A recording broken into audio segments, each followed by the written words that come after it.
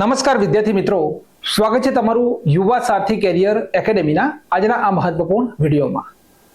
આજના વિડીયોની અંદર આપણે 27, 28 અને 29 જૂન 2024ના જે પણ મોસ્ટ આઈએમપી કરંટ અફેર્સના પ્રશ્નો છે આ પ્રશ્નોની માહિતી મેળવીશું. સાથે સાથે દરેક પ્રશ્ન રિલેટેડ જે પણ ડિટેલ છે આવનારી તમામ પરીક્ષાઓમાં પૂછાવા લાયક તો તેની વિસ્તૃત માહિતી મેળવીશું. જે પણ ગુજરાત રાજ્યના મારા વિદ્યાર્થી મિત્રો GPSC, high court, DYSO, PSI, constable, UPSC, SSC, CGL, banking અને આરપીએફ ની તૈયારી કરતા હોય તો ગુજરાતનું આ એકમાત્ર એવું કરંટ અફેર્સ બનાવવામાં આવે છે, એકદમ સંશોધન કરીને બનાવવામાં આવે છે કે આ પરીક્ષાઓની અંદર કરંટ અફેર્સનો જો કોઈ પ્રશ્ન પૂછાય છે તો આનાથી બહારનો નહીં હોય. કેમ કે સંપૂર્ણ સંશોધન એટલે કે સંપૂર્ણ ગુજરાત અને ભારતનું સંશોધન કરીને બનાવવામાં આવે છે. આજનું કરંટ અફેર્સ જોજો. વિડીયો ગમે છે લાઈક અને કોમેન્ટ જરૂરથી કરવાની છે. જોઈએ આજનો પહેલો પ્રશ્ન. તો આપણો પહેલો પ્રશ્ન શરૂઆત કરીએ તો અહીંયા છે આપણા રાહુલ ગાંધી. પરીક્ષાની અંદર એમના વિશે એક પ્રશ્ન આ વર્ષે આવશે. કઈ રીતનો પ્રશ્ન આવશે? 10 વર્ષ સુધી પદ ખાલી રહ્યા બાદ રાહુલ ગાંધી લોકસભામાં વિપક્ષના નેતા બન્યા. હવે લોકસભાની અંદર વિપક્ષના જે નેતા બન્યા છે તેમનું પદ કોના બરોબર છે એની સંપૂર્ણ વિસ્તૃત માહિતી અહીંયા મેળવવાની છે આપણે. તો કોંગ્રેસ સાંસદ રાહુલ ગાંધીને લોકસભામાં વિપક્ષના નેતા બનાવવામાં આવેલા છે. રાહુલ ગાંધી તેમની 20 વર્ષની રાજકીય કારકિર્દીમાં પ્રથમ વખત બંધારણીય પદ સંભાળી રહ્યા છે. 20 વર્ષની જે તેમની કારકિર્દી છે તેની અંદર પ્રથમ વખત બંધારણીય પદ સંભાળી રહ્યા છે. આ પદ સંભાળનાર તેઓ ગાંધી પરિવારના ત્રીજા સદસ્ય છે. પહેલા કોણ હતા? તો પિતા પૂર્વ વડાપ્રધાન રાજીવ ગાંધી 1989-90 ની અંદર આ પદ સંભાળ્યું હતું વિપક્ષના નેતાનું. માતા સોનિયા ગાંધીએ 1999 થી 2004 સુધી આ પદ સંભાળ્યું હતું. કોંગ્રેસના એવા ત્રીજા વ્યક્તિ છે કે જેમને આ વિપક્ષનું પદ મળ્યું છે. 10 વર્ષથી વિપક્ષના નેતાનું પદ કેમ ખાલી હતું? તો વિપક્ષના નેતા બનવા માટે કોઈ પણ પક્ષ માટે કુલ સભ્યોના ઓછામાં ઓછા 10% સભ્યો હોવા જરૂરી છે. કુલ 543 માંથી 55 સભ્યો વિપક્ષના નેતા બનવા માટે હોવા જોઈએ. પરીક્ષામાં પ્રશ્ન છપાઈ શકે છે ડાયરેક્ટ. વર્ષ 2014 અને 2019માં કોઈ પણ વિરોધ પક્ષ પાસે આ માટે જરૂરી ઓછામાં ઓછા 10% સભ્યો હતા નહીં. 2014ની જે ચૂંટણી હતી તેમાં કોંગ્રેસ પાસે માત્ર 44 બેઠક હતી. 2019માં ચૂંટણીમાં કોંગ્રેસ પાસે માત્ર 52 બેઠકો હતી. 2024ની ચૂંટણીમાં કોંગ્રેસે 99 બેઠકો જીતી છે, માત્ર 100માં 1 બેઠક ઓછી. માટે અહીંયા વિપક્ષનું પદ તેમને મળ્યું છે. બરાબર, વિપક્ષનું પદ મળ્યું છે. વિરોધ પક્ષના નેતાના અધિકારો શું હોય? વિરોધ પક્ષના જે નેતા બન્યા તેના અધિકારો શું હોય? તો વિપક્ષના નેતા તરીકે રાહુલ ગાંધી જે છે તેમને ઘણી સત્તાઓ અને અધિકારો મળે છે. તેઓ વડાપ્રધાનની સાથે મુખ્ય ચૂંટણી કમિશનર અને અન્ય 2 ચૂંટણી કમિશનરોને નિમણૂક કરવા માટેની મુખ્ય પેનલનો ભાગ હોય છે. વિપક્ષના નેતા Lokpal, ED, CBI director, central vigilance commissioner, central information commissioner, NHRC national human right commission ચીફની પસંદગી કરવા માટેની સમિતિઓના સભ્ય હોય છે. વડાપ્રધાન આ સમિતિઓના અધ્યક્ષ છે. આ પહેલીવાર હશે જ્યારે વડાપ્રધાન નરેન્દ્ર મોદી આ પદ પર નિમણૂકના નિર્ણયોમાં રાહુલ ગાંધીનો પક્ષ સાંભળવો પડશે. વિપક્ષના નેતાની જવાબદારીઓ અહીંયા પરીક્ષાની અંદર પૂછેલી છે અને પૂછાઈ પણ શકે છે. તો આ નોંધ કરી લેવાનું. વિપક્ષના નેતા Lokpal, ED, information department, CBI, central vigilance commissioner, central information commissioner અને નેશનલ હ્યુમન રાઇટ કમિશનની જે પસંદગી થતી હોય તેની અંદર વિપક્ષના નેતાનો ભાગ હોય છે મહત્વનો. આગળ રાહુલ ગાંધી જાહેર હિસાબ સમિતિના અધ્યક્ષ હોય છે જે ભારત સરકારના ખર્ચનું ઓડિટ કરે છે. હવે ડાયરેક્ટ પ્રશ્ન પૂછાશે, આ વર્ષે પરીક્ષામાં પૂછાશે કે ભાઈ ભારતનો જે જાહેર હિસાબ સમિતિના અધ્યક્ષ કોણ છે 2024ની અંદર ને તેનું ખર્ચનું ઓડિટ કોણ કરે છે? ઓપ્શન જોજો. રાહુલ ગાંધી હોય તો આપણે તેને ટિક કરવાનું છે. તે સરકારની કામગીરીની સતત સમીક્ષા કરે છે. નરેન્દ્રભાઈ મોદીની સરકાર શું કરી રહી છે તેની સતત સમીક્ષા કરે છે. તે રાષ્ટ્રીય મુદ્દાઓ પર તેમના મંતવ્યો આપવા માટે અન્ય દેશોના રાષ્ટ્રપતિઓ અથવા વડાપ્રધાનોને પણ ભારતમાં આમંત્રિત કરે છે. સંસદ પર 2012ની સત્તાવાર હેન્ડબુક જણાવે છે કે લોકસભા વિરોધ પક્ષના નેતાને છાયા કેવા વડાપ્રધાન કહેવાય છે? તો નરેન્દ્રભાઈ મોદી જે છે તેમના છાયા વડાપ્રધાન, એમની જ છાયા કહેવામાં આવે છે. જો સરકાર રાજીનામું આપે અથવા પરાજય પામે તો તે સત્તા સંભાળવા માટે પણ તૈયાર હોય છે. બરાબર, સંસદ જો પડી જાય કોઈ પણ રીતે તો તે સત્તા સંભાળવા માટે પણ તૈયાર હોય છે. વિપક્ષી નેતાને આપવામાં આવતી સુવિધાઓ કઈ છે ભાઈ? તો સંસદમાં વિપક્ષના નેતા અધિનિયમ 1977 હેઠળ વિરોધ પક્ષના નેતાનું પદ કેબિનેટ મંત્રીની સમકક્ષ હોય છે. કેબિનેટ મંત્રીના સમકક્ષ તેમનું પદ હોય છે. આ પદ ધરાવતા નેતાને કેન્દ્રીય મંત્રી જેટલો જ પગાર, ભથ્થા અને સુવિધાઓ આપવામાં આવે છે. વિપક્ષના નેતા બન્યા બાદ રાહુલને કેબિનેટ મંત્રીની જેમ સરકારી બંગલો, સચિવાલયમાં ઓફિસ, તેમને માસિક પગાર અને અન્ય ભથ્થા રૂપે 3,30,000 રૂપિયા મળે છે. આ સિવાય કેબિનેટ મંત્રીની જેમ ઉચ્ચ સ્તરીય સુરક્ષા પણ તેમને મળે છે, સિક્યુરિટી. બરાબર, હવે જુઓ પ્રશ્ન છે અહીંયા, વિપક્ષના નેતાના પદનો ઉલ્લેખ બંધારણના કયા અનુચ્છેદમાં છે? 76, 148, 3. કોઈ પણ અનુચ્છેદની અંદર વિપક્ષના નેતાનો ઉલ્લેખ નથી, એટલે આપણે ચોકડી મારીશું. રાહુલ ગાંધી લોકસભામાં કયા નંબરના વિપક્ષના નેતા બન્યા હતા ભાઈ? બરાબર, રાહુલ ગાંધી લોકસભામાં કયા નંબરના વિપક્ષના નેતા બન્યા? તો 12મા નંબરના વિપક્ષના નેતા બન્યા. લોકસભામાં પ્રથમ વિપક્ષના નેતા કોણ હતા? પ્રથમ, તો તમારો કરેક્ટ આન્સર આવવો જોઈએ રામ શુભંગ સિંહ જે હતા તે લોકસભાની અંદર પ્રથમ વિપક્ષના નેતા બન્યા હતા. લોકસભામાં વિપક્ષના નેતાનું સ્થાન કોના બરોબર છે? તો આપણે જોયું કેન્દ્રીય મંત્રીના બરોબર તેમનું સ્થાન હોય છે. વિપક્ષના નેતા તરીકે સ્થાન મેળવવા સંસદમાં કેટલા સાંસદ હોવા જરૂરી છે? તો એ પણ જોયું કે 55 સાંસદ હોવા જોઈએ જો વિપક્ષના નેતા તરીકે ચૂંટાવવું હોય તો. બરાબર, બનવું હોય તો. કોંગ્રેસના નેતા રાહુલ ગાંધીએ લોકસભાની ચૂંટણી કઈ જગ્યાએથી જીતી લીધી ભાઈ? તો તેમણે વાયનાડ કેરળ અને રાયબરેલી યુપી. તો ઉપરના બંને આપણો જવાબ છે. રાહુલ ગાંધી ભારતીય રાષ્ટ્રીય કોંગ્રેસના મહાસચિવ ક્યારે બન્યા હતા? બરાબર ભાઈ, મહાસચિવ ક્યારે બન્યા હતા? પ્રશ્ન નંબર કયો છે આપણો? ક્રમ નથી આપેલા ને. આ 1, આ 2, આ 3 અને આ 4. બરાબર, 4. ચલો, આ 5, આ 6, આ 7 અને આ 8. તો 5મા નંબરનો પ્રશ્ન કે કોંગ્રેસના નેતા રાહુલ ગાંધી, સોરી, 6થો પ્રશ્ન, મહાસચિવ ક્યારે બન્યા હતા? ભાઈ કોંગ્રેસના મહાસચિવ છે. અને નીચેનો પ્રશ્ન છે કે રાહુલ ગાંધી ભારતીય રાષ્ટ્રીય કોંગ્રેસના અધ્યક્ષ ક્યારે બન્યા હતા? બંને પોઈન્ટ. અત્યારે અધ્યક્ષ કોણ છે? તો અત્યારે છે આપણા અધ્યક્ષ મલ્લિકાર્જુન ખડગે. કોણ છે? મલ્લિકાર્જુન, બરોબર, ખડગે અત્યારે હાલમાં કોંગ્રેસના અધ્યક્ષ છે અને વિરોધ પક્ષના નેતા. કયા નેતા? વિરોધ પક્ષના નેતા તરીકે. તો અહીંયા તેઓ 2008 થી 2013 આવશે. બરોબર, 6 ની અંદર અહીંયા ભૂલ છે. આ 2, આ 3, 1, 2, આ 3, આ 4, આ 5, આ 6, આ 7 અને આ 8 અને 9 પ્રશ્નો છે ટોટલ. તો આપણો પ્રશ્ન 7 છે અને 7માની અંદર એ છે 2008 થી 2013 સુધી તેઓ મહાસચિવ હતા, કોંગ્રેસના મહાસચિવ હતા. અને અહીંયા આપવામાં આવેલ છે કે કોંગ્રેસના અધ્યક્ષ ક્યારે? તો 8મા પ્રશ્નની અંદર આપણે લખીશું 2017 થી 2019 સુધી તેઓ કોંગ્રેસના અધ્યક્ષ હતા. મહાસચિવ અલગ છે અને અધ્યક્ષ પણ અલગ છે. લાસ્ટમાં ભારત છોડો નહીં પણ જોડો, બરોબર, ભારત જોડો જે યાત્રા હતી તે કેટલા દિવસ ચાલી હતી? તો આપણો કરેક્ટ આન્સર છે 137 દિવસની ભારત યાત્રા હતી. શરૂઆત 7 સપ્ટેમ્બર 2022 થઈ હતી. ક્યારે થઈ હતી? શરૂઆત થઈ હતી 7 સપ્ટેમ્બર 2022. તો આ જે મહત્વપૂર્ણ માહિતી હતી ભાઈ રાહુલ ગાંધી વિશે. નરેન્દ્રભાઈ મોદી વિશે તો બધાને ખબર જ હોય, પણ રાહુલ ગાંધી વિશેના જો પ્રશ્ન પરીક્ષામાં પૂછાય તો ક્યાં જઈએ આપણે? ભારતીય રાષ્ટ્રીય કોંગ્રેસની વાત કરીએ. ભારતની દેશની આઝાદી આપવામાં મહત્વપૂર્ણ ફાળો કોનો હતો? તો ભારતીય રાષ્ટ્રીય કોંગ્રેસનો.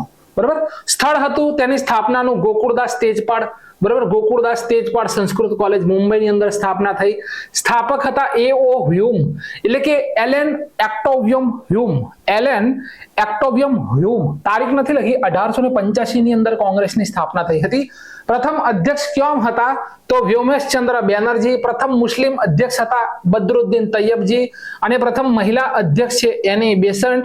અને પ્રથમ ભારતીય મહિલા અધ્યક્ષ કોંગ્રેસના હતા સરોજિની નાયડુ. ક્લિયર છે? કોમેન્ટમાં જણાવો, મહાત્મા ગાંધીજીએ કોંગ્રેસના એક જ અધિવેશનની અધ્યક્ષતા કરી છે અને તે કયા અધિવેશનની અધ્યક્ષતા મહાત્મા ગાંધીજીએ કરી છે? મને કોમેન્ટ બોક્સની અંદર જણાવો. જો તમે વિડીયો જોતા હોય તો કોમેન્ટ બોક્સની અંદર જણાવો કે મહાત્મા ગાંધીએ કયા અધિવેશનની અધ્યક્ષતા કરી છે. બાકી ચલો, પેન પ્રિન્ટર એવોર્ડ કયો એવોર્ડ છે? તો પેન પ્રિન્ટર એવોર્ડ 2024 કોને મળ્યો? ઇમેજ ઉપરથી ખબર પડી ગઈ હશે બધાને કે ભાઈ આ છે આપણા અરુંધતી રોય. બરાબર, અરુંધતી રોય. તો બ્રિટિશ લાઇબ્રેરી કોના દ્વારા આપવામાં આવે છે? તો બ્રિટિશ જે લાઇબ્રેરી છે, બરાબર, બ્રિટિશ લાઇબ્રેરી દ્વારા આ એવોર્ડ આપવામાં આવે છે. એક મુદ્દો આ ક્લિયર થયો કે ભાઈ બ્રિટિશ લાઇબ્રેરી દ્વારા આ એવોર્ડ આપવામાં આવે. અરુંધતી રોયને આ એવોર્ડ આપવામાં આવે છે.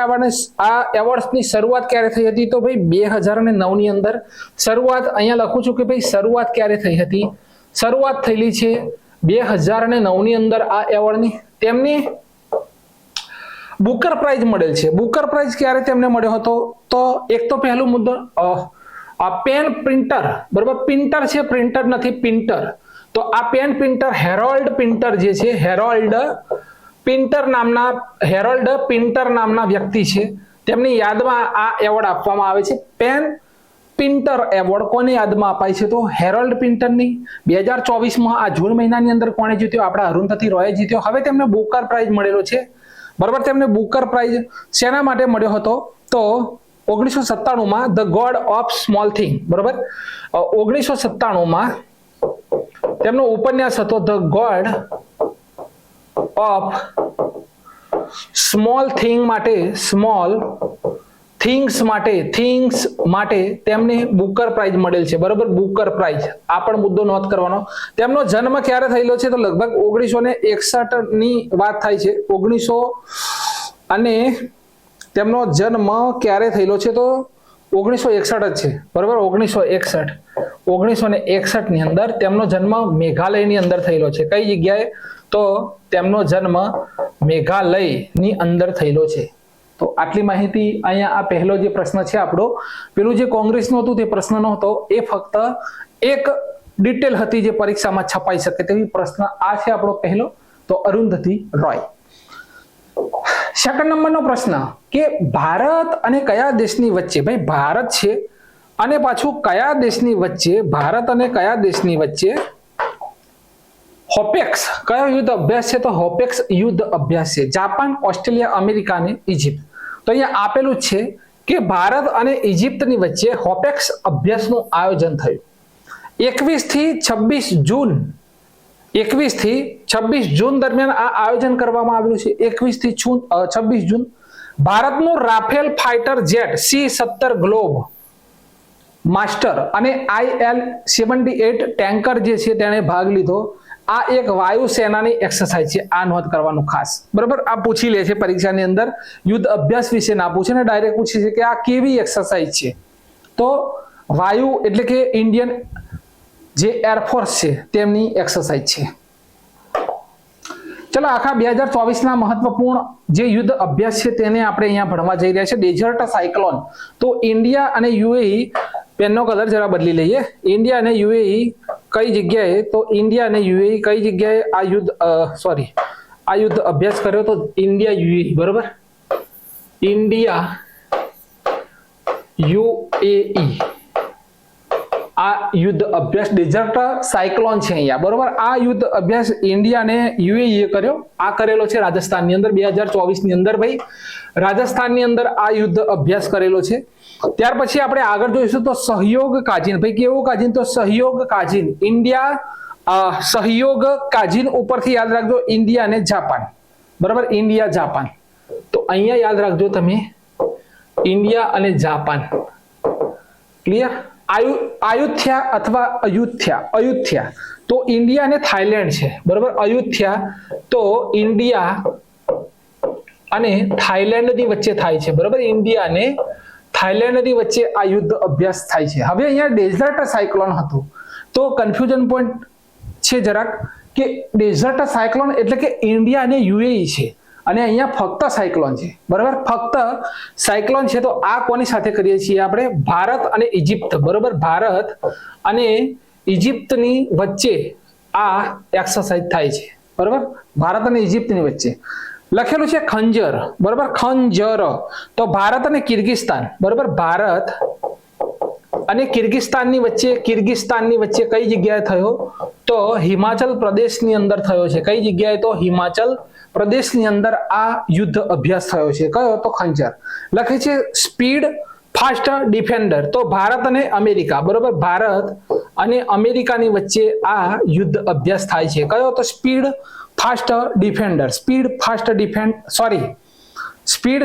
ડિફેન્ડર.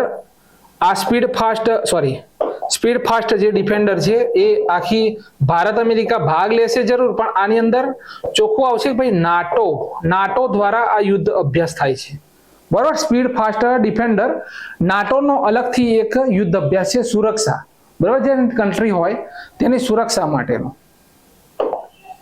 આગળનો છે ડેઝર્ટ નાઇટ. હવે જુઓ અહીંયા શું લખેલું છે કે ડેઝર્ટ સાયક્લોન છે, બરાબર, પણ અહીંયા લખેલું છે ડેઝર્ટ નાઇટ. તો ડેઝર્ટ નાઇટ ઇન્ડિયા, ફ્રાન્સ અને યુએઈ, બરાબર. 3 દેશ છે, ઇન્ડિયા, ફ્રાન્સ અને ત્રીજા નંબરે છે યુએઈ.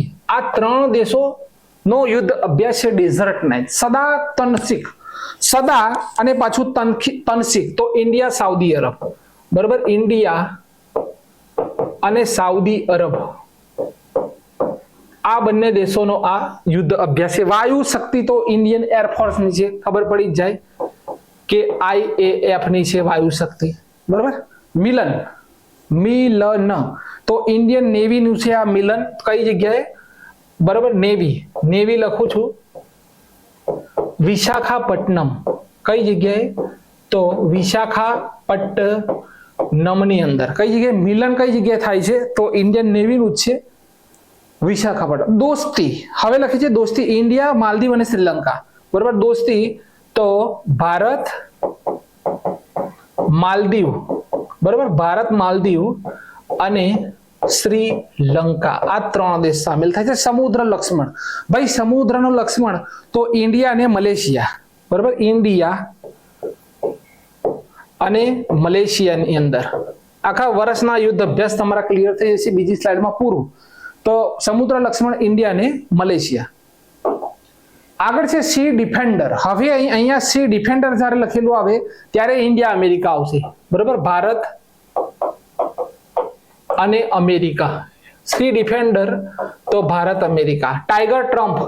ટાઈગર અને પાછું ટ્રમ્પ, તો આ પણ ભારત અમેરિકા આવશે. ટાઈગર ટ્રમ્પ ભારત અમેરિકા આવશે, બરાબર. આ પણ ભારત અમેરિકા આવશે.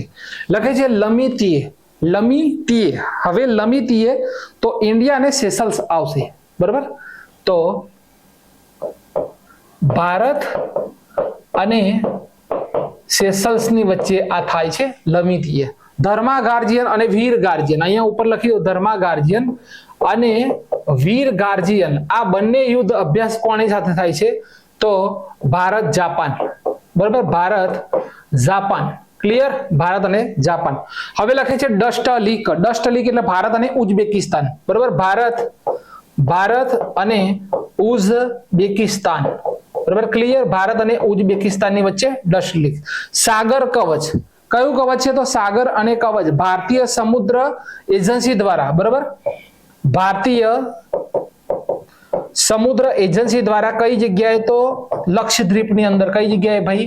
તો લક્ષદ્વીપ જે છે તે જગ્યા ઉપર આયોજન કરવામાં આવ્યું હતું. સાગર કવચ ખાસ પરીક્ષામાં છપાય તેવો મુદ્દો છે ભાઈ, સાગર કવચ. આગળનો પોઈન્ટ છે વિક્ટસ હેઝ. આ વિક્ટસ હેઝ જે લખેલું છે 2 દિવસ પહેલા જ ચર્ચામાં હતું. અમેરિકાનો પ્રથમ, બરાબર. આ યુએસએ નો પ્રથમ અંતરિક્ષ યુદ્ધ અભ્યાસ છે ભાઈ. હવાની અંદર આ યુએસએ નો પ્રથમ અંતરિક્ષ યુદ્ધ અભ્યાસ છે. પૂર્વી લહેર, તો આ પૂર્વી લહેર લખેલું છે એટલે કે પૂર્વ પ્રદેશની અંદર, બરાબર. પૂર્વ ક્ષેત્ર લખી દઈએ આપણે કે ભાઈ આ પૂર્વ ક્ષેત્રની અંદર પણ કોણ કરે છે પૂર્વી લહેર? તો ભારતીય સેના દ્વારા, બરોબર. પૂર્વી લહેર તો ભારતીય સેના. ક્લિયર? હવે ગગન સ્ટ્રાઇક અને શક્તિ અભ્યાસ, બરાબર. ગગન સ્ટ્રાઇક, તો ગગન સ્ટ્રાઇક જે છે તે ભારતીય વાયુસેના પંજાબમાં કર્યું હતું, બરોબર. ભારતીય વાયુસેના, ભારતીય વાયુસેના પંજાબની અંદર ગગન સ્ટ્રાઇક. હવે શક્તિ અભ્યાસ છે. શક્તિ તો આપણે ફ્રાન્સ સાથે કરીએ છીએ, બરોબર. શક્તિ કોની સાથે? તો ભારત અને ફ્રાન્સ. ક્લિયર? તર્કસ. શક્તિ તો ભારત અને ફ્રાન્સ. હવે છે તર્કસ. આ આયોજન શક્તિનું 2024 નું પૂછી લે છે કદાચ, કેમ કે ફ્રાન્સ સાથે સારા સંબંધ છે તો મેઘાલયની અંદર. તર્કસ, તર્કસ તો ભારત અમેરિકા, બરોબર. તર્કસ તો ભારત અને અમેરિકાની વચ્ચે તર્કસ યુદ્ધ અભ્યાસ થાય છે. રેડ ફ્લેગ, લાસ્ટમાં તરંગ શક્તિ છે આપણું. રેડ ફ્લેગ તો ભારતનો બહુપક્ષીય પ્રથમ યુદ્ધ, ભારત બહુપક્ષીય યુદ્ધ અભ્યાસ, બહુપક્ષીય, બરોબર. બહુપક્ષીય તો કઈ જગ્યાએ? અલાસ્કાની અંદર. કઈ જગ્યાએ? અલાસ્કાની અંદર. અને અહીંયા છે જીમેક્સ, તો જીમેક્સ એટલે જાપાન, બરોબર. જીમેક્સ એટલે કે જાપાન સાથેને તરંગ શક્તિ લાસ્ટમાં લખે છે. હજુ થયો નથી, પણ ઇન્ડિયન એરફોર્સ નો રેકોર્ડ બ્રેક સૌથી મોટામાં મોટો યુદ્ધ અભ્યાસ છે આ. તો ક્લિયર છે આ 2024 ના તમામ યુદ્ધ અભ્યાસ. આગળનો પોઈન્ટ છે આપણી પાસે કે પ્લાસ્ટિક કચરામાંથી રોડ બનાવનાર ભારત દેશનું બીજું સૈન્ય સ્ટેશન કયું બન્યું? તો અહીંયા આપણે જોઈ શકીએ છીએ કે પ્લાસ્ટિકના કચરામાંથી એક રોડ બનાવવામાં આવેલ છે. જે બીજું સૈન્ય સ્ટેશન કયું બન્યું? તો અહીંયા આપણો કરેક્ટ આન્સર આવશે જયપુર આવશે. શું આવશે? જયપુર આવશે. હવે જે આ જયપુર જે છે તે ભારત દેશનું શું કહેવાય કે પ્રથમ બન્યો, સોરી, ભારત દેશનું બીજું બન્યું. તો પ્રથમ કયું? તો પ્રથમ છે આ નારંગી, જે બી નંબરનો ઓપ્શન જે છે નારંગી જે સ્ટેશન જે છે, નારંગી સ્ટેશન, બરોબર. Army station. આ કઈ જગ્યાએ આવેલું છે? તો આસામની અંદર આવેલ છે. કઈ જગ્યાએ? આસામની અંદર આવેલ છે. અને આ ભારત દેશનું પ્રથમ હતું, બરોબર. આ પ્રથમ ગણાય છે, પ્રથમ. અને સેકન્ડ નંબરનું અત્યારે કયું બન્યું છે? તો જયપુર. ક્લિયર છે બે મુદ્દા? 2019માં નારંગી બન્યું હતું, 2019 ની અંદર. અને 2024 જે છે તેની અંદર બનેલું છે જયપુર, કે જેણે પ્લાસ્ટિકનો કચરાનો ઉપયોગ કરી અને રોડ બનાવ્યો છે. ક્લિયર? પ્લાસ્ટિક રોડના પ્રણેતા કોણ છે? તો પ્રોફેસર રાજગોપાલન છે, બરાબર. પ્લાસ્ટિક રોડના પ્રણેતા, પ્લાસ્ટિક રોડના પ્રણેતા, એને જનક કહી શકીએ, રોડના જનક રાજગોપાલન. પ્લાસ્ટિક રોડના જનક કોણ છે? પ્લાસ્ટિક રોડના જનક કોણ છે? તો રાજગોપાલન. બીજો એક પોઈન્ટ અહીંયાથી નોંધ કરીએ કે ભારત દેશમાં પ્રથમ સ્ટીલ રોડ, તો બધા જ લોકોને ખબર છે કે ભારતમાં પ્રથમ સ્ટીલ રોડ, બરાબર. પ્રથમ સ્ટીલ રોડ ક્યાં બન્યો ભાઈ? પ્રથમ ભાઈ સ્ટીલ રોડ ક્યાં બન્યો? તો આ બનેલો છે સુરતની અંદર, બરાબર. ભારતનો પ્રથમ સ્ટીલ રોડ બન્યો સુરતની અંદર. ભારતનો આપણે પ્લાસ્ટિક ઓવરશૂટ દિવસ ક્યારે ઉજવીશું? તો 5 સપ્ટેમ્બર, બરાબર. પ્લાસ્ટિક ઓવરશૂટ દિવસ, પ્લાસ્ટિક ઓવરશૂટ દિવસ તો 5 સપ્ટેમ્બર. ક્યારે? 5 સપ્ટેમ્બર. 5 સપ્ટેમ્બરના દિવસે ઉજવે છે. બીજો એક point, international plastic bag free day. International plastic bag free દિવસ, બેગ ફ્રી ડે તો 3 જુલાઈ. ક્યારે ઉજવીએ છીએ? 3 જુલાઈ. International plastic bag free day આપણે 3 જુલાઈ ઉજવીએ છીએ. અને પ્લાસ્ટિક ઓવરશૂટ દિવસ 5 સપ્ટેમ્બર ઇન્ટરનેશનલ જોઈ લીધું. ભારતના પ્લાસ્ટિક મેન ઓફ ઇન્ડિયા તરીકે કોને ઓળખવામાં આવે છે? તો રાજગોપાલન જે છે તેમને ભારત દેશના પ્લાસ્ટિક મેન ઓફ ઇન્ડિયા તરીકે ઓળખવામાં આવે છે. ક્લિયર છે? હવે ભાઈ એક મુદ્દો અહીંયાથી રહી જાય છે કે પ્લાસ્ટિક બેગ જે છે, પ્લાસ્ટિક બેગ તેને બેન કરનાર વિશ્વનો પ્રથમ દેશ કયો? બેન કરનાર. તો આપણો કરેક્ટ આન્સર આવશે ન્યુઝીલેન્ડ. કયો છે? ન્યુઝીલેન્ડ, કે જેણે પ્લાસ્ટિક બેગ જે છે તેને સદંતરપણે બેન કરી હતી. આટલે સુધીની માહિતી આપણે યાદ રાખવી પડશે. ક્લિયર છે? આટલે સુધીની માહિતી આપણે યાદ રાખવી પડશે. જોઈએ next point. Indian Boolean jewellers એસોસિએશનના ઉપાધ્યક્ષ કોણ બન્યા? ઉપાધ્યક્ષ તો આ પ્રથમ મહિલા બન્યા છે ને, જેનું નામ છે અક્ષ મોહિત કંબોજ. અક્ષમોહિત કંબોજ. તો અક્ષમોહિત કંબોજ ઇન્ડિયન બુલિયન જ્વેલર્સ એસોસિએશનના પ્રથમ મહિલા ઉપાધ્યક્ષ બન્યા છે. પ્રથમ મહિલા ઉપાધ્યક્ષ બન્યા છે. સ્થાપના થયેલી છે આ જે બુલિયન જ્વેલર છે તેની 1919 ની અંદર. મુખ્ય મથક આવેલું છે મહારાષ્ટ્રના મુંબઈની અંદર. પ્રેસિડેન્ટ છે તેના પૃથ્વીરાજ સોલંકી, અરે સોરી પૃથ્વીરાજ કોઠારી છે. સોલંકી યાદ આવી જાય છે. પૃથ્વીરાજ કોઠારી આ તેના પ્રેસિડેન્ટ છે. અત્યારે ઉપાધ્યક્ષ કોણ બન્યા છે? તો પ્રથમ મહિલા બન્યા છે બુલિયન જ્વેલર્સ એસોસિએશનના અક્ષમોહિત કંબોજ. હવે અહીંયા ઓપ્શન નંબર તમે જોઈ શકો છો બી, શશી સિંહ. શશી સિંહ કોણ છે? તો અખિલ ભારતીય રબર ઉદ્યોગ જે છે તે સંઘના અધ્યક્ષ બન્યા છે શશી સિંહ. રવિન્દ્ર ત્યાગી તો પાવર ગ્રીડ કોર્પોરેશન જે છે તેના સીએમડી બન્યા છે. અને અનીશ શાહ તો ફિક્કી તેના નવા અધ્યક્ષ બન્યા છે. આ 3 પોઈન્ટ એની સાથે સાથે તમારા ક્લિયર.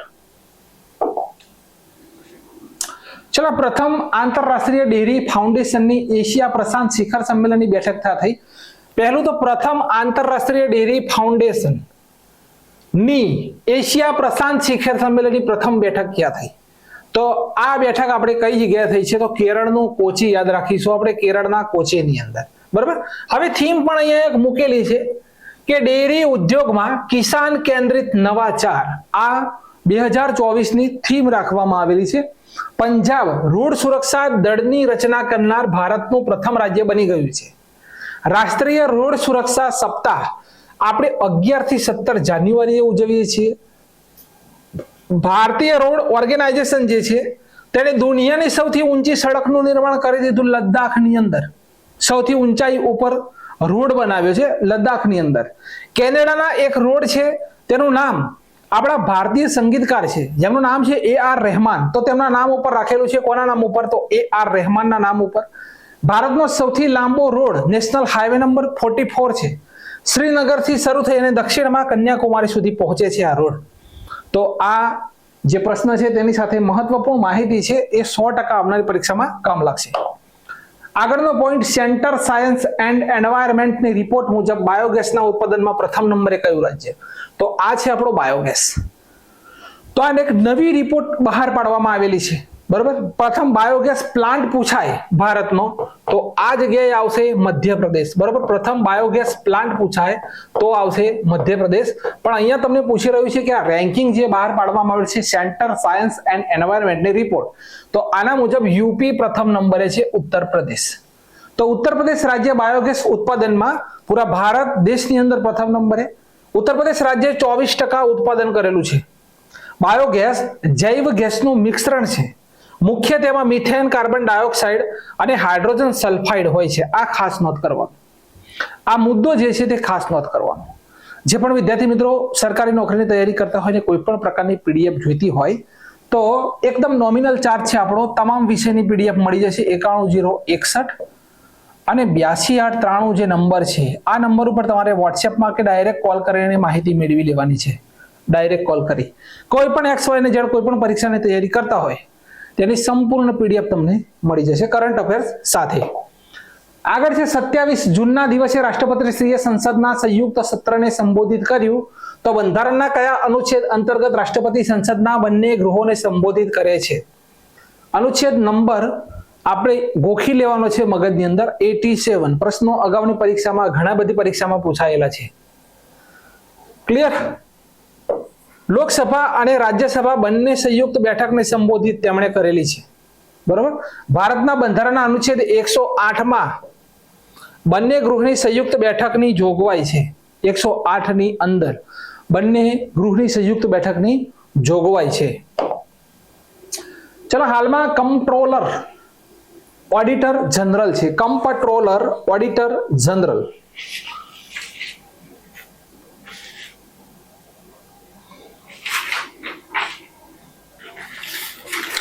તો અહીંયા છે કે કંટ્રોલર ઓડિટર જનરલ CAG નું પ્રથમ મ્યુઝિયમ ચેક વીક મ્યુઝિયમ કઈ જગ્યાએ બન્યું ભાઈ? કયું મ્યુઝિયમ લખે છે?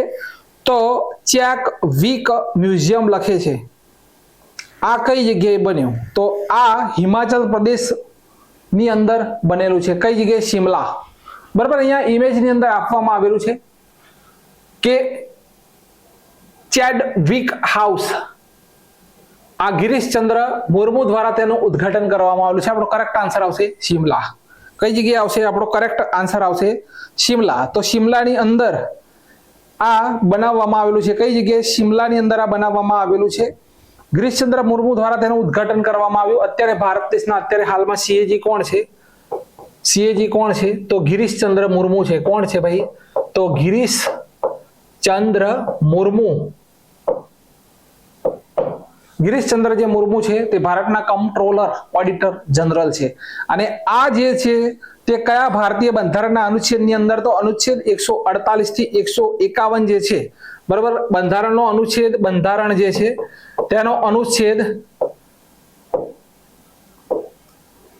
કયો છે? તો 148 થી 151 ની અંદર આ જોવા મળશે, બરાબર. 148 થી 151 ની અંદર આ જે પદ છે તે વિશે આપણને માહિતી મળે છે. તેમને 6 વર્ષ અથવા 65 વર્ષ સુધી કાર્યકાળ હોય છે. 6 વર્ષ, બરાબર, અથવા જો ઉંમર 65 વર્ષ થઈ જાય તો 65 વર્ષ આ તેમનો કાર્યકાળ હોય છે. ક્લિયર છે બંને મુદ્દા?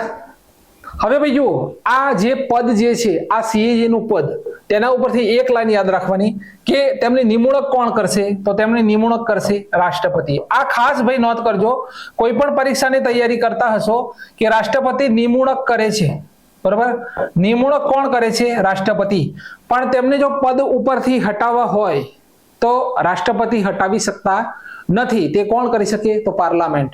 કોણ કરશે? તો સીએજી ને તેમના પદ ઉપરથી કોણ દૂર કરી શકે? તો સંસદ. કોણ કરી શકે? સંસદ જ કરી શકે. રાષ્ટ્રપતિ ફક્ત નિમણૂક કરે છે. આ 2 પોઈન્ટ અહીંયાથી આપણે યાદ રાખીશું. આગળ છે કે 18મી લોકસભાના અધ્યક્ષ કોણ બન્યા? આપણે ઇમેજમાં જોઈ રહ્યા છીએ બીજી વખત, બરાબર. 17મી લોકસભા જે છે, 17મી જે લોકસભા જે છે ભાઈ, 17મી જે લોકસભા છે, લોકસભા, અને 18મી લોકસભા બંનેના અધ્યક્ષ, આ પોઈન્ટ નોટ કરી દઈએ, બરાબર. બંનેના અધ્યક્ષ કોણ બન્યા? તો ઓમ બિરલા 18મી લોકસભાના અધ્યક્ષ પણ તેઓ બન્યા છે. 3 વખત લોકસભાના સદસ્ય હતા, 2014, 2019 અને 2024. 2019 અને 2024 લોકસભાના સદસ્ય, બરાબર. 3 વખત લોકસભાના તેઓ સદસ્ય રહી ચૂકેલા છે. તેમનું નિર્વાચન ક્ષેત્ર, ચૂંટણી ક્ષેત્ર પૂછી લે તો રાજસ્થાનનું કોટા છે, બરાબર. રાજસ્થાનનું કોટા છે. એક મુદ્દો અહીંયાથી બીજો પણ નોંધ કરાય કે બલરામ જાખડ પછી 2 વખત, બરાબર. બલરામ જાખડ, અહીંયા લખું છું કે બલરામ જાખડ જે છે, બલરામ જાખડ પછી 2 વખત લોકસભાના અધ્યક્ષ બનનાર બીજા વ્યક્તિ. લોકસભા પ્રથમ કોણ હતા? બલરામ જાખડ. લોકસભાના અધ્યક્ષ બનનાર વ્યક્તિ. ક્લિયર છે આ પોઈન્ટ કે બલરામ જાખડ પછી 2 વખત લોકસભાના તેઓ અધ્યક્ષ બન્યા છે, બરાબર. બલરામ જાખડ પછી લોકસભા અધ્યક્ષ તરીકેનો સૌથી વધુ કાર્યકાળ બલરામ જાખડનો છે. આ પણ નોંધ કરી લેવાનો. સૌથી વધુ કાર્યકાળ કોનો છે? કાર્યકાળ સૌથી વધુ કાર્યકાળ કોનો છે? તો એ બલરામ જાખડનો છે લોકસભાના અધ્યક્ષ તરીકે. સૌથી ઓછો કાર્યકાળ પૂછી લે છે પરીક્ષામાં, તો સૌથી ઓછો કાર્યકાળ છે નીલમ સંજીવ રેડ્ડી. કોણ છે? નીલમ સંજીવ રેડ્ડી. સૌથી ઓછામાં ઓછો કાર્યકાળ કોનો છે? તો લોકસભાના અધ્યક્ષ તરીકે નીલમ સંજીવ રેડ્ડીનો સૌથી ઓછામાં ઓછો કાર્યકાળ ધરાવે છે. અને બીજો એક પોઈન્ટ અહીંયાથી યાદ રાખવાનો કે લોકસભાના સદસ્ય બનવું હોય, બરાબર, લોકસભાના સદસ્ય બનવું હોય તો તેની ઉંમર 25 વર્ષ છે, અને રાજ્યસભાના સદસ્ય બનવું હોય તો તેની ઉંમર છે 30 વર્ષ. આ પોઈન્ટ સરસ મજાનો લાગ્યો કે નહીં? લોકસભા 25 અને રાજ્યસભા 30. લોકસભાની વધારેમાં વધારે 550 સીટ હોય, હાલમાં 543 છે, બરાબર. લોકસભાની વધારેમાં વધારે 550 સીટ હોય, હાલ કેટલી છે? અત્યારે 543 છે. 543 કેમ છે? તો 2 એંગ્લો ઇન્ડિયન જે સીટ હતી, બરાબર, એંગ્લો ઇન્ડિયન જે સીટ હતી, 2 એંગ્લો ઇન્ડિયન જે સીટ હતી તેને હટાવી દેવામાં આવેલી છે, માટે 543 છે. ક્લિયર? 18મી લોકસભાના સૌથી યુવાન આદિવાસી મહિલા સાંસદ પ્રિયંકા ઝાલી હોલી છે. કોણ છે?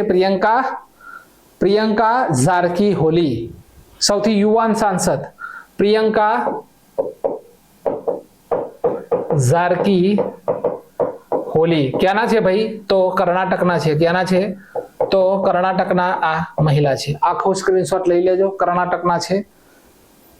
લોકસભાના અધ્યક્ષના પદનું વર્ણન ભારતીય બંધારણના અનુચ્છેદ નંબર 93 માં, બરોબર? પદ, લોકસભાનું પદ, લોકસભા અધ્યક્ષનું પદ, તો અનુચ્છેદ નંબર 93.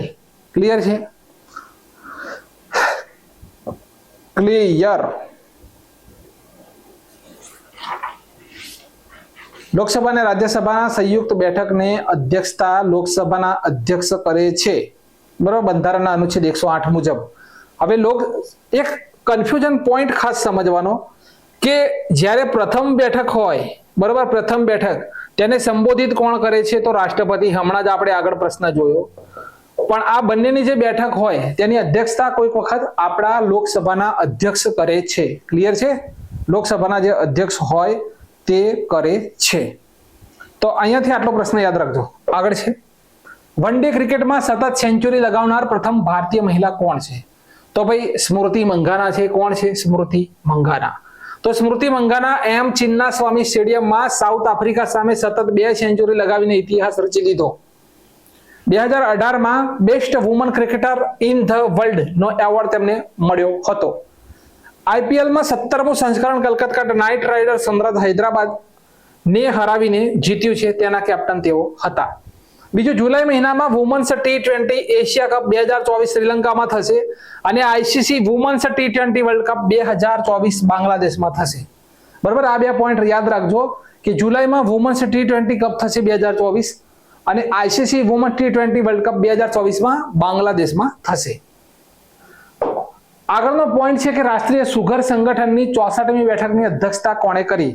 ભાઈ આ સુગર જે સંગઠન છે તેની 63મી બેઠક ઇંગ્લેન્ડમાં થઈ હતી. ઇંગ્લેન્ડની અંદર 63મી જે બેઠક હતી, 63મી બેઠક, બરાબર, આ ઇંગ્લેન્ડમાં થઈ હતી, ઇંગ્લેન્ડ. અને આ જગ્યા ઉપર ભારતને બીજી આગામી બેઠક માટે આમંત્રિત કરવામાં આવેલા હતા. એટલે 64મી બેઠકની અધ્યક્ષતા 64મી કોણ કરી રહ્યું છે? તો ભારત.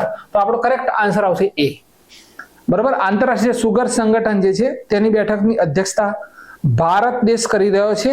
સુગર ઉત્પાદનમાં પ્રથમ નંબરે કોણ છે? તો બ્રાઝિલ. બરાબર? પ્રથમ કોણ છે? સુગર ઉત્પાદન પ્રથમ બ્રાઝિલ છે. બરાબર? પ્રથમ નંબરે બ્રાઝિલ છે. સુગર ઉત્પાદનની અંદર પ્રથમ નંબરે બ્રાઝિલ છે. ભારતમાં સૌથી વધુ શેરડી ઉત્તર પ્રદેશ, મહારાષ્ટ્ર અને કર્ણાટક. બરાબર? સૌથી વધુ શેરડી, ભાઈ શેરડીમાંથી તો ખાંડ બને, તો સૌથી વધુ શેરડી પહેલા આવશે યુપી આવશે, ત્યાર પછી મહારાષ્ટ્ર આવશે, ત્યાર પછી મહારાષ્ટ્ર અને લાસ્ટમાં કર્ણાટક. આ 3 રાજ્યોની અંદર સૌથી વધુ શેરડીનું ઉત્પાદન થાય છે. સૌથી વધુ શેરડી આ 3 રાજ્યોની અંદર સૌથી વધુ ઉત્પાદન થાય છે. મુખ્ય મથક આ ઇંગ્લેન્ડ છે. મુખ્ય મથક આવેલું છે, મુખ્ય મથક, બરોબર, મુખ્ય મથક, તો આ મથક આવેલું છે ઇંગ્લેન્ડની અંદર. બરોબર? અને સ્થાપના ક્યારે થયેલી છે તેની? તો 1998 ની અંદર તેની સ્થાપના થઈ હતી. 1998 ની અંદર સભ્ય દેશ કેટલા છે? સભ્ય દેશ કેટલા છે? સભ્ય દેશ છે 87. ક્લિયર? સભ્ય દેશ કેટલા છે? તો 87. આગળનો પોઈન્ટ, નેશનલ હ્યુમન રાઇટ કમિશનના નવા મહાસચિવ કોણ બન્યા? તો ભારત લાલ નો ફરી વખત કાર્યકાળ વધારીને નેશનલ હ્યુમન રાઇટ કમિશનના મહાસચિવ બનાવવામાં આવેલા છે. બરોબર? તો આપણો કરેક્ટ આન્સર આવશે ડી, ભારત લાલ. તપન કુમાર જે છે તે ઇન્ટેલિજન્ટ બ્યુરોના ચીફ બન્યા. તપન કુમાર ડેકા, તેમનો પણ 1 વર્ષનો કાર્યકાળ વધારવામાં આવેલો છે. નવાબ સલામ તો ઇન્ટરનેશનલ કોર્ટ ઓફ જસ્ટિસ જે છે, નવાબ સલામ તેના અધ્યક્ષ બન્યા. સુમન કુમારીની વાત કરી લો. સુમન કુમારી તો બોર્ડર સિક્યોરિટી ફોર્સ જે છે તેના પ્રથમ મહિલા સ્નાઇપર બનેલા છે. પ્રથમ મહિલા સ્નાઇપર. આગળનો પોઈન્ટ છે રાષ્ટ્રીય ડાયરિયા રોકો અભિયાન 2024 કોણે શરૂ કર્યું? તો આપણો કરેક્ટ આન્સર આવશે જયપ્રકાશ નડ્ડા. કોણ આવશે? જયપ્રકાશ નડ્ડા. તો ભારતના સ્વાસ્થ્ય મંત્રી જેપી નડ્ડા, બરાબર, સ્વાસ્થ્ય મંત્રી કોણ છે? તો જેપી નડ્ડા. તેમના દ્વારા રાષ્ટ્રીય ડાયરિયા રોકો અભિયાન 2024 શરૂ કર્યું. આ અનુસાર બાળકોને 5 વર્ષ સુધી ORS અને ઝીંકની ગોળીઓ આપવામાં આવશે. અભિયાન 1 જુલાઈથી શરૂ થઈ 31મી ઓગસ્ટ સુધી ચાલશે. Clear point? તો રાષ્ટ્રીય ડાયરિયા રોકો અભિયાન 2024 કોણે શરૂ કર્યું?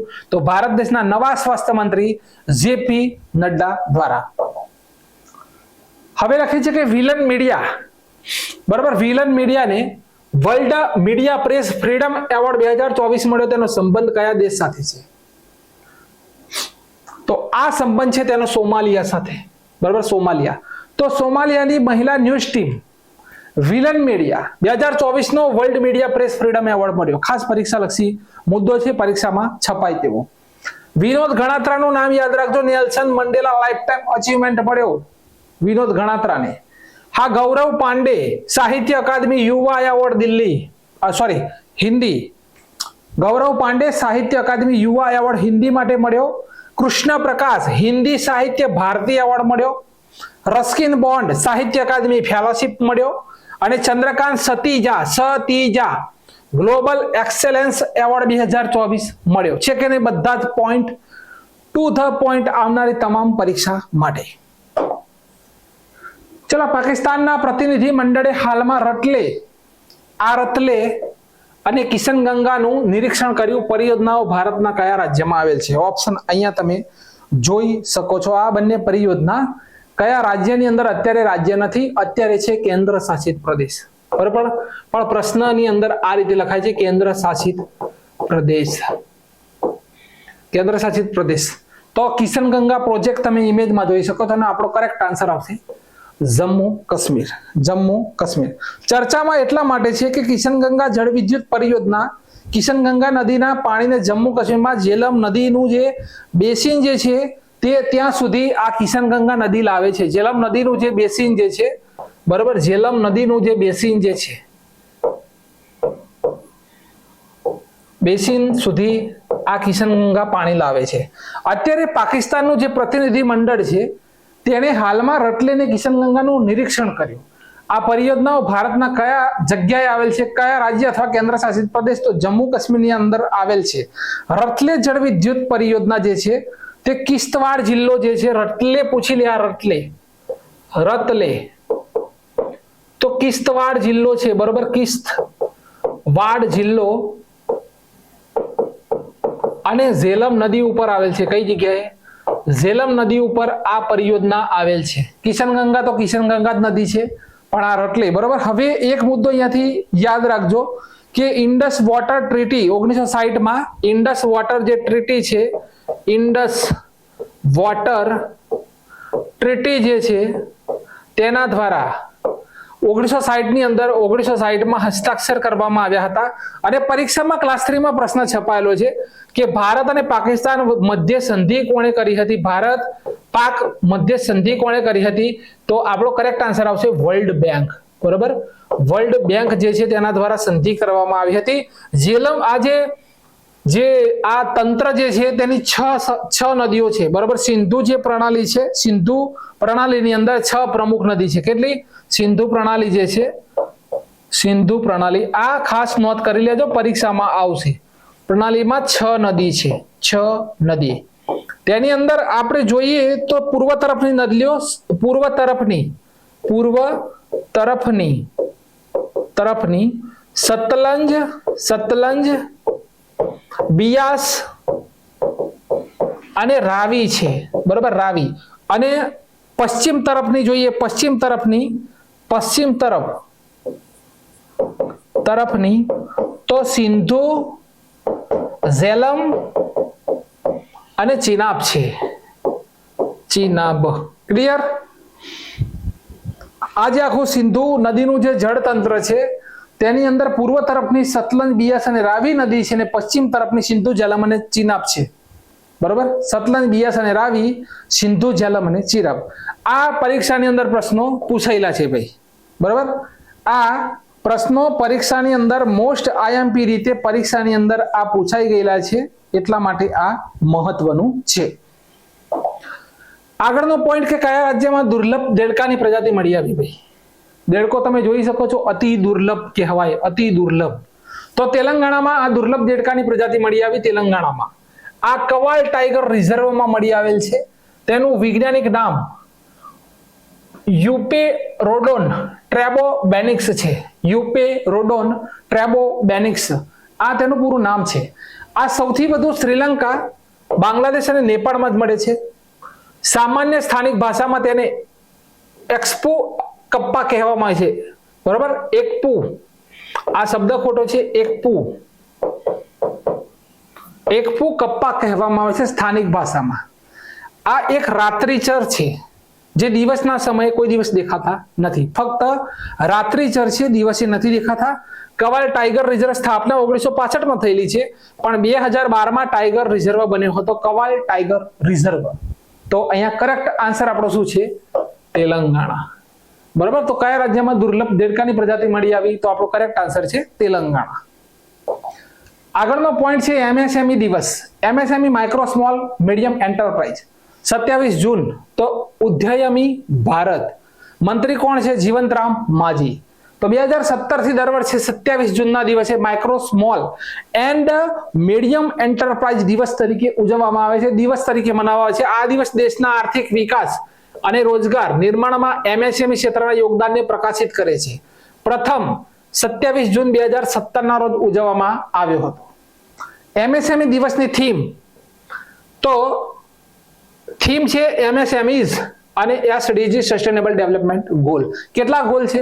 17. ક્યાં સુધી પૂરા કરવાના છે? 2030 સુધી.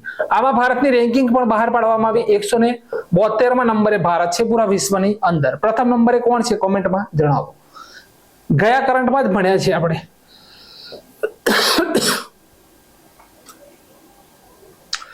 Sustainable development goal SDG United Nations general જે એસેમ્બલી છે તેના દ્વારા 2015માં સ્વીકારવામાં આવેલ છે, અપનાવવામાં આવેલ છે. તેણે ગરીબોનું રક્ષણ, બરોબર, ગરીબોનું રક્ષણ, ગ્રહોનું રક્ષણ અને આંતરરાષ્ટ્રીય સમુદાય માટે શાંતિ અને સમૃદ્ધિ સુનિશ્ચિત કરવા જેવા 17 લક્ષ્યોને ઓળખાવ્યા છે, જે 2030 સુધીમાં હાંસલ કરવાના છે. ગયા કરંટ અફેર્સમાં જોશો તો એક રેન્કિંગ બહાર પાડવામાં આવેલ છે યુએનઓ દ્વારા કે આ જે એસડીજી ગોલ છે તેને પહોંચી વળવા માટે કયો દેશ સક્ષમ છે, કેટલો આગળ વધ્યો છે, તેની એક રેન્કિંગ બહાર પાડી હતી. રેન્કિંગ એ વિડીયોની અંદર તમને મળશે. કોમેન્ટમાં જણાવો.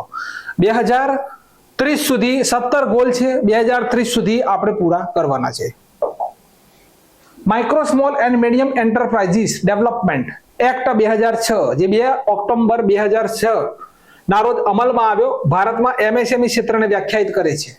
આ અધિનિયમ શરૂઆતમાં એન્ટરપ્રાઇઝને ઉત્પાદન અને સેવા ક્ષેત્રોમાં વિભાજિત કરે છે. જો કે ભારત સરકારે 2020માં એમએસએમઈ એક્ટ 2006માં સુધારો કર્યો અને બે ક્ષેત્રો વચ્ચેના તફાવતને નાબૂદ કર્યો. 0% રોજગાર અને 50% ગ્રોસ ડોમેસ્ટિક પ્રોડક્ટનો હિસ્સો એમએસએમઈ નો છે. બરાબર, હિસ્સો એમએસએમઈ નો છે. 27 જૂન બંકિમચંદ્ર ચટ્ટોપાધ્યાય નો જન્મદિવસ. તેમનો જન્મ થયેલો છે ભાઈ 17 જૂન 1838. વંદે માતરમ ગીતની રચના કરેલી છે. બરાબર, વંદે માતરમ ગીતની રચના સૌપ્રથમ આ ગીત તેમણે પોતાની નવલકથા, ખાસ પોઈન્ટ નોંધ કરવાનો, આનંદ મઠમાં પ્રકાશિત કર્યું હતું. કોંગ્રેસના કલકત્તા અધિવેશનમાં 1986માં રવિન્દ્રનાથ ટાગોરે, બરાબર, કોણ છે ભાઈ? તો રવિન્દ્રનાથ ટાગોરે લયબદ્ધ રીતે સંગીત આપ્યું હતું તેને. તેમની પ્રકાશિત બંગાળી કૃતિ દુર્ગેશ નંદિની છે. કઈ છે? દુર્ગેશ નંદિની. કપાલ કુંડલા તેમનું પ્રથમ મુખ્ય પ્રકાશન છે. બંધારણ સભાના અધ્યક્ષ અને ભારતના પ્રથમ રાષ્ટ્રપતિ ડોક્ટર રાજેન્દ્ર પ્રસાદે 24 જાન્યુઆરી 1950 ના રોજ વંદે માતરમને રાષ્ટ્રગીતનો દરજ્જો આપ્યો હતો. બરાબર, વંદે માતરમને રાષ્ટ્રગીતનો દરજ્જો આપ્યો હતો. વંદે માતરમ 2 મિનિટ અને 40 સેકન્ડની અંદર ગાવામાં આવે છે. 2 મિનિટ અને 40 સેકન્ડ પ્રશ્ન પૂછાયેલો છે. અને રાષ્ટ્રગાન જન ગણ મન, આ રાષ્ટ્રગીત છે ભારતનું વંદે માતરમ, અને રાષ્ટ્રગાન છે જન ગણ મન 52 સેકન્ડની અંદર ગાવામાં આવે છે. બંને પોઈન્ટને ખાસ કરીને યાદ કરી લેજો, પરીક્ષામાં છપાશે.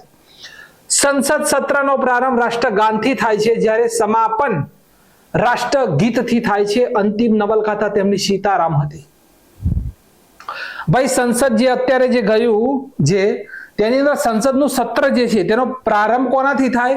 તો રાષ્ટ્રગાનથી થાય અને સમાપન રાષ્ટ્રગીતથી થાય છે. ક્લિયર? વંદે માતરમ ગીત પ્રથમ વખત બંગ ભંગની લડત સમયે પ્રસિદ્ધ થયું હતું. વંદે માતરમ, વંદે માતરમ. 27 જૂન મહારાજા રણજીત સિંહનો નિર્વાણ દિવસ ભાઈ. પંજાબના શીખ મહારાજા હતા. જન્મ 13 નવેમ્બર 1780. હાલ હવેથી પાકિસ્તાનની અંદર તેમની મૂર્તિ સ્થાપિત કરવામાં આવશે. બરોબર, પાકિસ્તાનમાં તેમની મૂર્તિ સ્થાપિત કરવામાં આવશે. 2 દિવસ પહેલા ભણ્યા હતા. પંજાબના મહારાજા, લાહોરના મહારાજા, શેરે પંજાબ, પૂર્વના નેપોલિયન, 5 નદીઓના પ્રભુ તેમનું ઉપનામ છે. તેમના પિતા મહાસિંહનું 1972માં અવસાન થયા પછી શીખ મિસલો શુકર ચકિયાના મુખી બન્યા હતા. નોંધ કરજો, શુકર ચકિયાના મુખી બન્યા. શીખોની 12 મહત્વની મિસલો હતી. તેમાં શુકર ચિકિયા મિસલ રાવી અને ચિનાબ નદીઓ વચ્ચેનો પ્રદેશ હતો. તેના પર તેમની સત્તા હતી. 1799માં તેમણે પંજાબનું પાટનગર લાહોર જીતી લીધું અને રણજીત સિંહે પોતાને પંજાબના મહારાજા જાહેર કર્યા. 1802માં શીખોનું પવિત્ર તીર્થધામ, ઉત્તર ભારતનું વ્યાપારનું કેન્દ્ર અમૃતસર તેમણે જીત્યું. 25 એપ્રિલ 1809ના રોજ અંગ્રેજો સાથે અમૃતસરની સંધિ કરી હતી. આ ખાસ નોંધ કરજો, પરીક્ષામાં પૂછાયેલું છે. 1809 અમૃતસરની સંધિ કોની વચ્ચે? તો અંગ્રેજો અને રણજીત સિંહની વચ્ચે. જુલાઈ 1819માં તેમણે કાશ્મીર જીત્યું. અફઘાનિસ્તાનમાં પદભ્રષ્ટ શાસક હતો, તેનું નામ હતું શાહ શુજો. રણજીતસિંહ પાસેથી કોહિનૂરનો હીરો પડાવી લઈ ગયો. કોહિનૂરનો હીરો હતો તે તેમના ખજાનાનો હતો ભાઈ રણજીતસિંહ. 1834માં તેમણે લદ્દાખ જીતી લીધું. ખાલસાના પ્રથમ સેવક તેઓ હતા અને તેમનું અવસાન 27 જૂન 1839 લાહોરની અંદર થયું હતું. પોઈન્ટ, કોને નવરત્ન કંપનીનો દરજ્જો મળ્યો?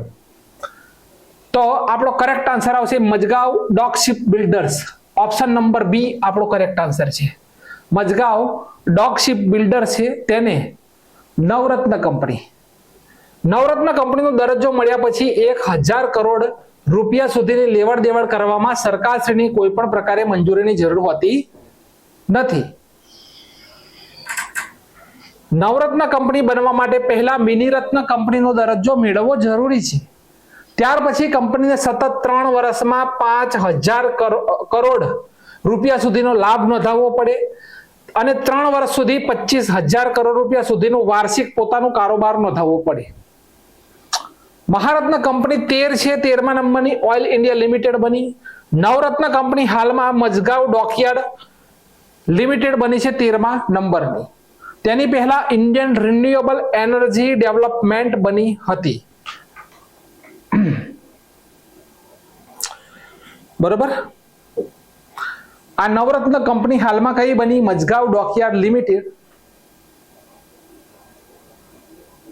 અને મહારત્ન કંપની 13મા નંબરની કઈ બની? મહારત્ન, તો ઓઇલ ઇન્ડિયા લિમિટેડ. અને તેની પહેલા Indian renewable energy development agency બની હતી. તો કોને નવરત્ન કંપનીનો દરજ્જો મળ્યો? Mazagon dock ship builders. Railway police force ના મહાનિર્દેશક મનોજ યાદવે કઈ એપ લોન્ચ કરી? તો આ એપ લોન્ચ કરવામાં આવેલી છે સજ્ઞાન. શા માટે? તો ભારતીય ન્યાય સંહિતા, ભારતીય નાગરિક સુરક્ષા સંહિતા અને ભારતીય સાક્ષ્ય સંહિતા, આ 3 માટે જે રેલવેની અંદર જેટલા પણ લોકો કામ કરે છે તેમને જાગૃતતા કરવા માટે આ એપ્લિકેશન લોન્ચ કરવામાં આવેલી છે. તો રેલવે પોલીસ ફોર્સના ડાયરેક્ટર જનરલ કોણ છે? મનોજ યાદવ. અને સજ્ઞાન એપ્લિકેશન લોન્ચ કરી છે. બરોબર, લોન્ચ કરી છે. આ એપ્લિકેશન લોન્ચ કરવાનો મુખ્ય હેતુ ભારતીય ન્યાય સંહિતા 2023, ભારતીય નાગરિક સુરક્ષા સંહિતા 2023 અને ભારતીય સાક્ષી અધિનિયમ 2023 ની વિસ્તૃત જાણકારી ઉપલબ્ધ કરાવવી દરેક જગ્યાએ. આગળનો મહા પોઈન્ટ કે ભારતની પ્રથમ ટ્રેન, તો 18મી સદીમાં બનેલી ભારતીય રેલવે પ્રથમ 1837માં રેડ હિલ હતી. આર્થર કોટન દ્વારા ગ્રેનાઇટ અને રોડ નિર્માણ સામગ્રીના પરિવહન માટે રેલવે શરૂ કરવામાં આવી હતી. આ ટ્રેનનો ટ્રેક રેડ હિલ્સ મદ્રાસથી ચિત્તા દ્રીપેટ બ્રિજ સુધી ચાલ્યો હતો. ભારતમાં પ્રથમ રેલવે ટ્રેક તો ગ્રેટ પેનિનસુલા રેલવે દ્વારા 21 ઓગસ્ટ 1847ના રોજ ઈસ્ટ ઇન્ડિયા કંપનીના સહયોગથી ભારતના પ્રથમ રેલવે ટ્રેકનું નિર્માણ કરવામાં આવ્યું. માટે મુખ્ય નિવાસી ઇજનેર જેમ્સ જોન બર્કેલની નિમણૂક કરવામાં આવી હતી. આ ટ્રેક 56 કિલોમીટર લાંબો હતો અને બોમ્બે થી ખાનદેશ અને બેરાર સુધી લંબાયેલો હતો. સત્તાવાર રીતે તેનું ઉદ્ઘાટન 1853 માં કરવામાં આવ્યું, જ્યારે રેલવે લાઇનનો ઉપયોગ ભારતીય પેસેન્જર રેલ માટે કરવામાં આવ્યો હતો. આગળનો પોઈન્ટ છે કે દેશની પ્રથમ પેસેન્જર ટ્રેન બોમ્બેના બોરી બંદર સ્ટેશનથી થાણે, મુંબઈથી થાણે વચ્ચે 34 કિલોમીટરની મુસાફરી કરી હતી. 14 ગાડીવાળી ટ્રેનને 3 સ્ટીમ એન્જિનો, આ સ્ટીમ એન્જિનના નામ છે સાહિબ, સિંધ અને સુલતાન. ગ્રેટ ઇન્ડિયન પેનિન્સુલા રેલવે દ્વારા બનાવવામાં આવી હતી અને તેનું સંચાલન કરવામાં આવ્યું હતું. આ ટ્રેન 1676 mm 5 ફૂટ અને 6 ઇંચ બ્રોડગેજ ટ્રેક ઉપર બનાવવામાં આવી હતી. પેસેન્જર મુસાફરીના આ પ્રારંભિક યુગમાં બ્રિટિશ સંસદ દ્વારા બનાવવામાં આવેલી ગેરંટી સિસ્ટમ હેઠળ ખાનગી કંપનીઓ દ્વારા પ્રાથમિક રીતે ધિરાણ આપવામાં આવ્યું હતું, જેણે ખાતરી કરી હતી કે તેઓ તેમના મૂડી રોકાણ પર વિશેષ વ્યાજ દર મેળવશે. Eastern India railway, great India peninsula company, Madras railway, Bombay, Baroda અને સેન્ટ્રલ ઇન્ડિયા રેલવે સહિત 1855 અને 1860 ની વચ્ચે કુલ 8 રેલવે કંપનીઓની સ્થાપના કરવામાં આવી હતી. આ ટુ ધ પોઈન્ટ સરસ છે, આને તમે વાંચી લેજો. આગળનો પોઈન્ટ છે કે 1888 માં પ્રથમ રેલવે સ્ટેશન બોરી બંદરનું પુનર્નિર્માણ કરવામાં આવ્યું. રાણી વિક્ટોરિયાના માનમાં તેનું નામ વિક્ટોરિયા ટર્મિનસ રાખવામાં આવ્યું હતું. Victoria terminus. આ સ્ટેશન બોરી બંદર મુંબઈમાં સ્થાપાયું હતું અને તે પહેલું રેલવે સ્ટેશન હતું ભાઈ. 1853 માં ભારતમાં પ્રથમ પેસેન્જર ટ્રેન બોરી બંદરથી થાણે સુધી, એટલે કે મુંબઈથી થાણે સુધી 1853 ની અંદર ભારતની રેલવે ચાલી હતી. ચલો 1924 માં પ્રથમ રેલવે બજેટ રજૂ કરવામાં આવ્યું 1924 માં, અને તે જ વર્ષે અવધ અને રોહિલખંડ ભારતમાં સૌપ્રથમ ઇલેક્ટ્રિક પેસેન્જર ટ્રેન 3 ફેબ્રુઆરી 1925 ના રોજ વિક્ટોરિયા ટર્મિનસ અને કુર્લા હાર્બર વચ્ચે દોડવા લાગી હતી. રેલવે મંત્રાલય દ્વારા લીલા ઈંધણને એટલે કે સીએનજી અપનાવવાના ભાગરૂપે જાન્યુઆરી 2005 માં ભારતીય રેલવેના ઉત્તરીય ઝોનના રેવાડી રોહતક વિભાગ પર સીએનજી ગેસથી ચાલતી ટ્રેન શરૂ કરવામાં આવી હતી. બીજો એક મુદ્દો, નવેમ્બર 2020 માં કેરળના મુખ્યપ્રધાન પિનારાઈ વિજયન દ્વારા વેઇલ પ્રવાસી ગામ માટે દેશની પ્રથમ સૌર લઘુચિત્ર ટ્રેન શરૂ કરવામાં આવી હતી. સૌર ટ્રેન. હરિયાણાના ન્યૂ એટલીથી ન્યૂ કિશનગંજ સુધીની વિશ્વની પ્રથમ double stack haul container train જાન્યુઆરી 2021 માં વડાપ્રધાન નરેન્દ્રભાઈ મોદી દ્વારા રજૂ કરવામાં આવી. રેવાડી અને મદાર સ્ટેશન વચ્ચે વેસ્ટર્ન ડેડિકેટેડ ફેટ કોરિડોર શરૂ કરવામાં આવ્યો હતો, જે 306 કિલોમીટર લાંબો છે. તો આ બધા જ પોઈન્ટ પરીક્ષાલક્ષી છે, છપાય તેવા મુદ્દા. ભારતના નવા વિદેશ સચિવ કોણ બન્યા? ભાઈ વિદેશ સચિવ એટલે કે વિક્રમ મિસ્ત્રી, વિદેશ સચિવ, બરાબર. તેમણે મોહન કવાત્રાની જગ્યા લીધી, બરાબર. કોની? મોહન કવાત્રાની. તેઓ 1997 માં ઇન્દ્રકુમાર ગુજરાલ, 2012 માં ડોક્ટર મનમોહન સિંહ અને 2014 માં નરેન્દ્રભાઈ મોદીના કાર્યકાળમાં વિક્રમ મિસ્ત્રી સચિવ તરીકે કામ કરી ચૂકેલ છે. સચિવ તરીકે. અક્ષય મોહિત કંબોજ ઇન્ડિયન બુલિયન જ્વેલર્સના અધ્યક્ષ બન્યા. પીએમ મિશ્રા નરેન્દ્રભાઈ મોદીના પ્રધાન સચિવ બન્યા અને રાજા સુબ્રમણી ભારતીય આર્મીના નવા ઉપપ્રમુખ બન્યા છે. ઉપપ્રમુખ બન્યા છે. ડીઆરડીઓ એ કઈ જગ્યા ઉપર અભ્યાસનું સફળ પરીક્ષણ કર્યું? તો આપણો કરેક્ટ આન્સર છે ઓડિશા. તો ઓડિશાના ચાંદીપુરથી integrated test range high speed expendable aerial ટાર્ગેટનો અભ્યાસ કરવામાં આવ્યો. અભ્યાસનો ઉપયોગ, આ જે અભ્યાસ જે છે તેનો ઉપયોગ જુદા જુદા મિસાઇલ સિસ્ટમના મૂલ્યાંકન માટે ટાર્ગેટના રૂપમાં કરવામાં આવશે. તેની મેન્યુફેક્ચરિંગ હિન્દુસ્તાન એરોનોટિક્સ લિમિટેડ અને લાર્સન એન્ડ ટ્યુબો દ્વારા કરવામાં આવેલી છે. કોના દ્વારા? લાર્સન એન્ડ ટ્યુબો દ્વારા. 12મા નંબરનું વિશ્વ હિન્દી એવોર્ડ કોણે જીત્યો? તો નેપાલ ભારત સાહિત્ય સમારોહ. તો અહીંયા આપણો કરેક્ટ આન્સર આવશે ડોક્ટર ઉષા ઠાકોર. તો ડોક્ટર ઉષા ઠાકોરને 12મા નંબરનું વિશ્વ હિન્દી સન્માન મળ્યું. નેપાળમાં આયોજિત હિન્દી સંવાદ કાર્યક્રમમાં ડોક્ટર ઉષા ઠાકોરને આ સન્માન મળ્યું છે. અહીંયા ઇમેજમાં જોઈ શકો છો, નેપાળ ભારત સાહિત્ય સમારોહ. કયા વણ ભારત સરકારના વિદેશ મંત્રાલય દ્વારા, બરાબર, આ શબ્દ કાઢજો, ભારત સરકારના વિદેશ મંત્રાલય દ્વારા આ એવોર્ડ અપાય છે. ઉષા ઠાકુરે હિન્દી અને નેપાળીમાં 40 થી વધુ કૃતિઓનું સર્જન કરેલું છે ભાઈ, અનુવાદ કરેલો છે. 12મા નંબરનું વિશ્વ હિન્દી સંમેલન ક્યાં આયોજિત થયું? આ ડાયરેક્ટ છપાશે ફિજીની અંદર. પ્રથમ સંમેલન હિન્દી જે છે તે પ્રથમ સંમેલન ક્યાં આયોજિત થયું હતું? તો 1975 ની અંદર ભાઈ નાગપુરની અંદર આયોજિત થયું હતું. ક્યાં આયોજિત થયું હતું?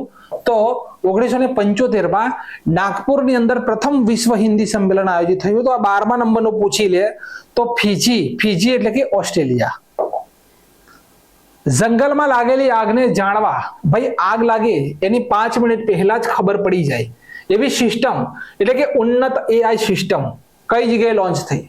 તો આપણો કરેક્ટ આન્સર આવશે પેચ ટાઈગર રિઝર્વ. બરોબર, પેચ ટાઈગર રિઝર્વ. તો મહારાષ્ટ્રના પેચ ટાઈગર રિઝર્વમાં ભારત દેશનું પ્રથમ ઉન્નત AI સિસ્ટમ લોન્ચ કરવામાં આવેલી છે. ઉન્નત AI સિસ્ટમ. અહીંયા એક કેમેરો લાગેલ છે, PTZ તેનું નામ છે. શું નામ છે? PTZ. તેની રેન્જ કેટલી છે? તો 15 કિલોમીટરની તેની રેન્જ છે. આગ લાગતા પહેલા 2 મિનિટ પહેલા આ સિસ્ટમ જે ગોઠવવામાં આવેલી છે, 5 મિનિટ પહેલા, આ જરા ખોટું છે, 5 મિનિટ પહેલા આ સિસ્ટમ એલર્ટ કરી દેશે. આગ લાગવાની હોય તેની 5 મિનિટ પહેલા આ સિસ્ટમ પૂરી એલર્ટ કરી દેશે. બરાબર, અહીંયા આ ફોટો ખોટો છે, આ બનેરઘટ્ટા ભૂલથી આવી ગયું છે. બરાબર, પણ પેચ ટાઈગર રિઝર્વ. આગળનો પ્રશ્ન કે ઇન્ડિયન સ્પેસ રિસર્ચ ઓર્ગેનાઇઝેશન, છેલ્લો પ્રશ્ન છે આજનો કરંટનો, ઓસ્ટ્રેલિયાના અંતરિક્ષ જે મિશન જે છે લોન્ચિંગ કરશે. તો ઈસરો ઓસ્ટ્રેલિયાના ઓપ્ટિમ્સ અંતરિક્ષ યાનને લોન્ચ કરશે. ઓપ્ટિમ્સ. બરાબર, હવે ઓપ્ટિમ્સનું વજન 450 કિલો છે, જેને ઓસ્ટ્રેલિયા દ્વારા ડિઝાઇન અને નિર્માણ કરવામાં આવેલ છે, જે અત્યાર સુધીનું સૌથી મોટું અંતરિક્ષ યાન છે. બંને દેશોની વચ્ચે મૈત્રી મિશન, ભાઈ નોંધ કરજો, મૈત્રી મિશન. કયું મિશન? મૈત્રી મિશન અંતર્ગત આ કરાર થયો. SSLV એટલે કે સ્મોલ સેટેલાઇટ લોન્ચિંગ વ્હીકલ સૌથી નાનું પ્રક્ષેપણ યાન છે, જેનું વજન 110 ટન છે. આ એક ઓન ડિમાન્ડ લોન્ચિંગ યાન છે જે 72 કલાકમાં તૈયાર થઈ શકે છે. SSLV સૂક્ષ્મ ઉપગ્રહની લોન્ચ કરવામાં સક્ષમ છે અને મલ્ટિપલ ઓર્બિટલ ડ્રોપ ઓફને સમર્થન આપે છે. મલ્ટિપલ ઓર્બિટલ ડ્રોપ ઓફને સમર્થન આપે છે. SSLV 500 કિલોગ્રામ સુધીનું વજનવાળા ઉપગ્રહને પૃથ્વીની લો અર્થ ઓર્બિટમાં લઈ જઈ શકે છે. તો ક્લિયર છે. કરંટ અફેર્સનો જો વિડીયો ગમ્યો હોય, માહિતી ગમી હોય તો લાઈક કરજો, કોમેન્ટ કરજો. દર 2 દિવસે 3 દિવસે આ રીતે સરસ મજાનું કરંટ અફેર્સ તમારી સમક્ષ લઈને આવતો રહીશ. Thank you very much.